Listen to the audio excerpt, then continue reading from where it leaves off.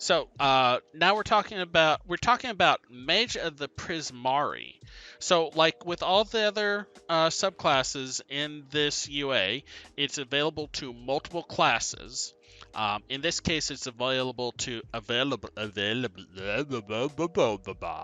It's available to druids, sorcerers, and wizards. Huh. So how this works is go back and watch the previous video on Mages of Lorekeep. No, I'm kidding. Basically, when you take this as your subclass, when you would normally get a subclass feature, you go to this document, you look to see what is available at your level, and you take it.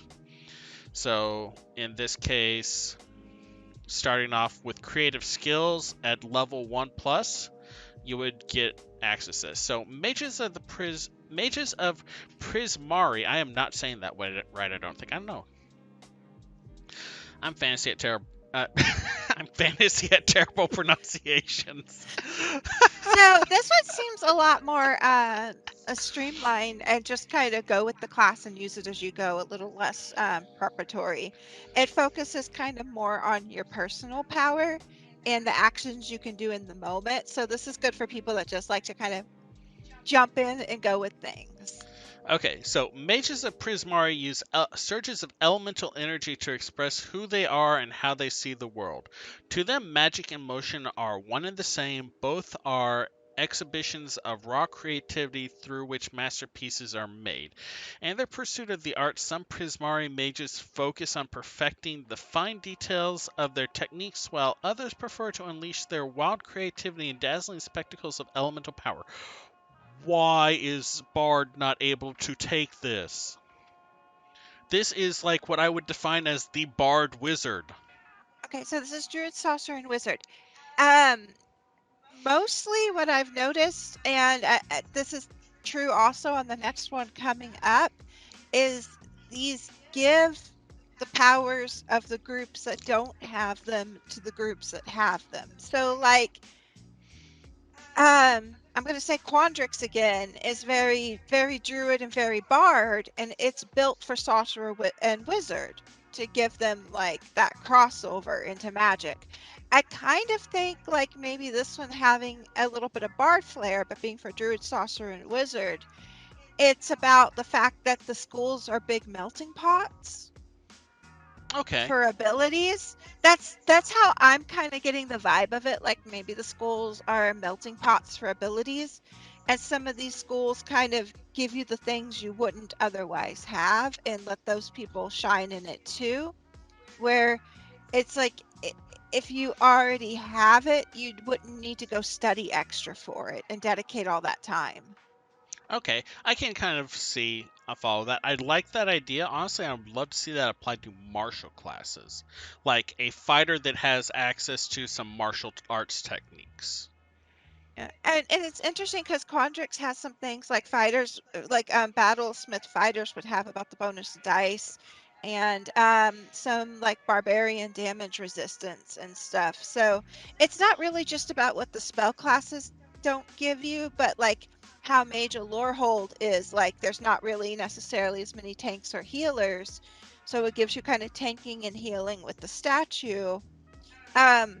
These are just about filling in the gaps and giving more rounded characters so that you can decide which direction they need to go in, and you have all these options in front of you. Yeah.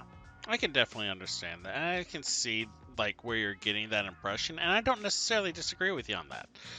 I don't know. I can see like the wizard using illusion as like a performance art a lot easier than the wizard using fireball as a performance art. But let's go ahead and jump into what abilities you actually get. So at first level, when you pick up for this, which as a druid and a wizard will be at second level, as a sorcerer will be at third level, you get creative skills. You gain proficiency in 2 of the following skills of your choice: acrobatics, athletics, nature, or performance. Um, I would like to see this be 2 skills, or 2 tools, or 2 skills and an expertise. And this is kind of like where Bard doesn't take this because Bard has all these skill proficiencies. Yeah. And it kind of patches in for things that bard doesn't, like non-bards wouldn't have.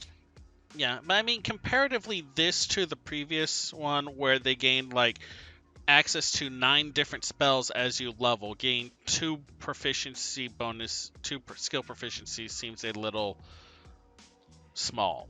I mean, if you don't allow homebrew stuff like skill training, skills are actually really hard to get in the current setting. That's I mean, you true. get them from background, you get them from your initial class, but you have to sacrifice an ASI to get a feat to even get 2 skills. So getting 2 skills is as strong as, say, getting a +2 in Constitution. I can agree with that, yeah. So, I don't know. I would just like to see a little bit more with it. And I don't think expertise in one of them is a bad thing. Or being able to pick up a tool. Honestly, I would feel like if you can pick up a skill, you should have the option to pick up a tool instead, because learning how to use something properly is as much learning as like studying acrobatics or performance. So like base it more on like prodigy then. Yeah, than skilled. So then you also get kinetic artistry. You can dash as a bonus action. Oh my god, every time I read that. Okay, sorry. You can dash as a bonus action. When you take this bonus action, choose one of the following additional effects. Boreal Sweep basically lets you move across water, which is great for dealing with water hazards. When you leave the space within 5 feet of a creature, you can force that creature to make a strength saving throw against your spell save DC. On a failed save, the creature is knocked prone. A creature can be affected by the water only once each turn, so you can't knock someone prone and then knock someone prone again. And you can't just keep circling a person to force them to make the DC saves, I don't think. I mean, I'll be honest, I just love dash as a bonus action. There's a reason why rogues are so great. Let's see here now. Yeah, it can't be the same creature. It does not say it cannot be multiple creatures whose space you leave, but then you're just racking up those attacks of opportunity too. Yeah. So that's definitely a trade-off. You could make a whole bunch of people prone for your allies, but also really hit your own HP. Keep in mind, prone creatures, you have disadvantage on ranged attacks against prone creatures, ranged wizards. Let's see, Scorching Whirl. Flames wreathe your steps. Once before the end of your turn, you can force each creature within 5 feet of you to make a dexterity saving throw against your spell save DC. On a failure, the creature takes fire damage equal to 1d4 plus your spellcasting modifier. This does not seem to grow as you level up. So at cap, it would be 7 to 10 fire damage, which does not seem a good trade-off. But beyond that, it's decent at low levels. Let's see. Thunderlight Jaunt. You take a nimble lightning form. Until the end of your turn, you can move through the space of other creatures, and you do not provoke opportunity attacks. If you end your turn inside a creature space, you are pushed into the nearest unoccupied space. So this does not... It's not predicated on the movement you take with the dash action. Or your bonus action dash. So you can bonus action dash,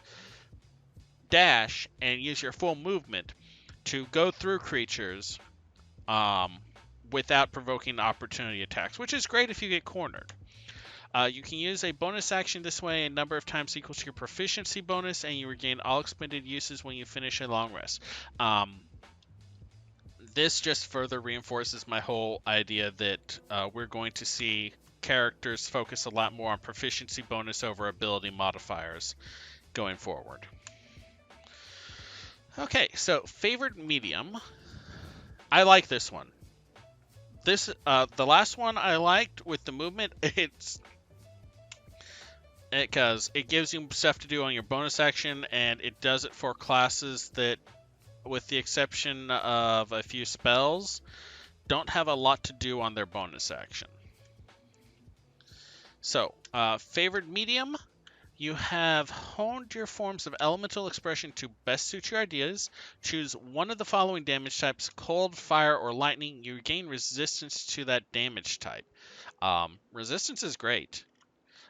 There's a reason why like almost half of the high level monsters have resistance to fire. It's the most common damage type in the game, beyond the physical.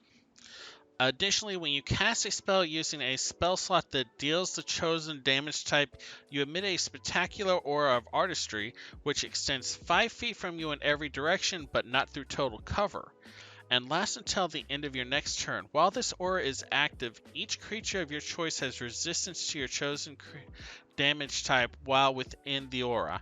As you shape your favorite elemental medium around them, you can change your choice of damage type whenever you finish a long rest. So, if you are a wizard and you are going to drop Fireball on yourself and the party, make sure you selected fire resistance. And I mean, also, if you're going to be going into the mountains where there's ice, if you have to go on an underwater jaunt, this is definitely one of those. Like, you can't do a lot of prep beforehand, but once you like get to something Yeah. that's new, you have a lot of adaptability. Oh yeah, no. Fire resistance, great for if you're walking through a desert. Cold resistance, great if you're playing Rime of the Frost Iceland? Maiden. Yeah. Basically, if you're not playing a Silver Dragonborn in Rime of the Frost Maiden, you're going to be cold. Or a Goliath, but no one wants to play Goliaths. I'm kidding, Goliaths are great. Alright, and so then we also have... I don't really see much on favored medium that needs to be changed or is problematic. Focused expression. Honing your talents, you skillfully infuse your emotions with even more potent expressions of elemental might. Once per turn, when you deal damage to at least one target, you gain an additional effect determined by the damage type chosen. You gain an additional effect determined by the damage type chosen for your favorite medium feature. So this feeds back into the previous ability. I like abilities that feed back into the previous abilities. It gives you the sense of, building your character up to greater levels. You can't see what I'm doing with my hands right now.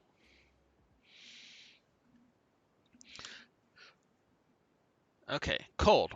One of the targets of your choice takes an additional 1d6 cold damage and must make a constitution saving throw against your spell save DC.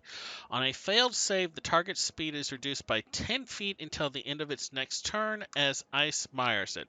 A target can be affected by the ice only once per... Hold on, let me reread that. Once per turn, when you deal damage to at least one target,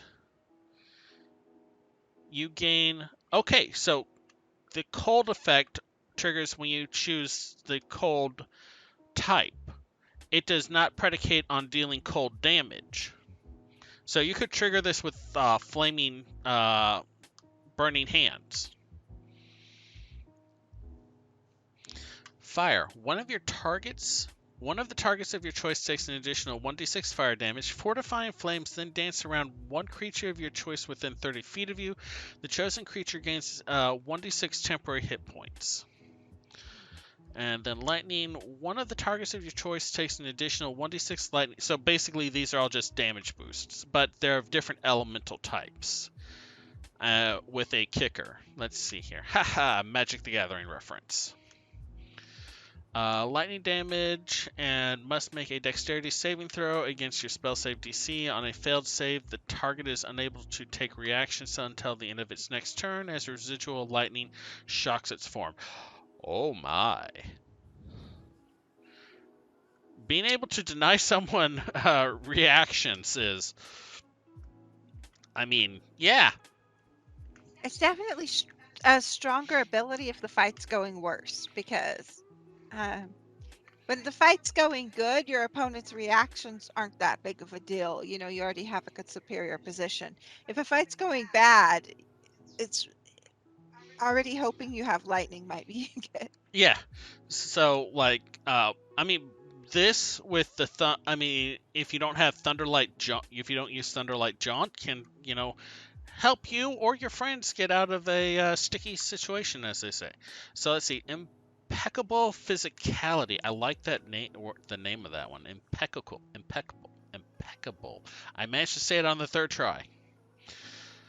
Your relentless dedication and training have instilled an outstanding sense of precision and grace to your art. You gain proficiency in dexterity saving throws if you do not already have it. Additionally, when you make a dexterity saving throw, you can treat a d20 roll of 9 or lower as a 10. Yeah, more about physical perfection and stuff with this one, and it being part of you. It definitely feels more dance than like painting. It kind of feels a little monkish on this one, I like can elemental monk. I can definitely see that. So Mage of the Prismari, Druid. If you were going to be a land druid, this would be this would be a decent option, especially if you're in a party that's likely to drag you into some physical stuff. Sorcerer and wizard. Especially with sorcerers tend to focus on a specific elemental type, especially like if you were going to take a dragon sorcerer. So this would be a good substitute for that if you wanted to be elementally focused. Wizard with a wide variety of elemental options would probably be able to get the most out of this class. All right. So that one wasn't 40 minutes, but I don't know. I like it. There's nothing in it that makes me go like, "Oh my god, this is broken." There's nothing in this that makes me go, "Oh, I love this." It's definitely you need to have a general idea of what you're going up against beforehand, like you were saying. Well, I mean, just for the elemental effects, like what your environment will be, everything else is very in the moment with this one. It's just the elemental effects that you could prep on. Yeah, true. Like being able to just boost your saving throws. You don't know what that saving throw is for. You know, True. I mean dexterity, but I mean, getting proficiency in dexterity saving throws. I don't think any of the classes that this was an option for get that. So that's not a bad one. You can't roll below a 10 on dexterity saving throws is also really nice. I don't know. It just as much as I like the concept of it, the first one, Lorehold stood out more to me than Prismari. But if you love elemental stuff, Prismari is a great one to grab. I mean, there's definitely players that don't want to track a second initiative, don't want to plan how to drag a statue around a battlefield, don't want to have extra stuff like the divination and the lore because they don't use them. This is more for action-based players. I can see that. Yeah, especially with the movement stuff with the dash and the And I mean, the flavor around this one is about art and expression of it through you and your magic. So someone who picks this might be picking it to do things like I go out on the water, a big wave splashes back, it's like everything is frozen for a moment. You know, like they might be doing it for other reasons to like I can see a mage of the Prismari being friends with a storm barbarian.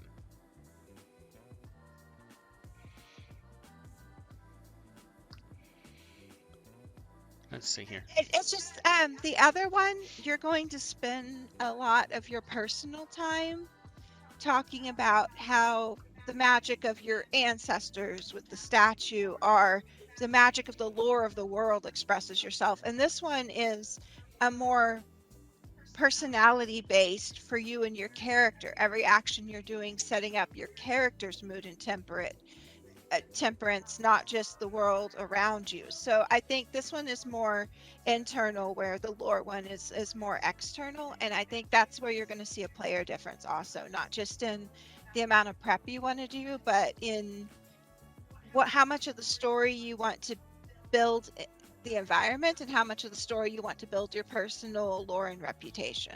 So I would love to see this being played by a player who is comfortable doing complex and very voluminous descriptions as they describe their fireball being shot through with traces of electricity that rack the opponents as it fades into the cosmic aether. So yeah, that has been Mage of the Prismari. I mean, Prismari is for like the people in the mucks that do the slash look me. That's them. Man, that is a callback, and I love it. All right. That's who this is for. So yeah, that was Druid Sorcerer and Wizard subclass. Yep. Those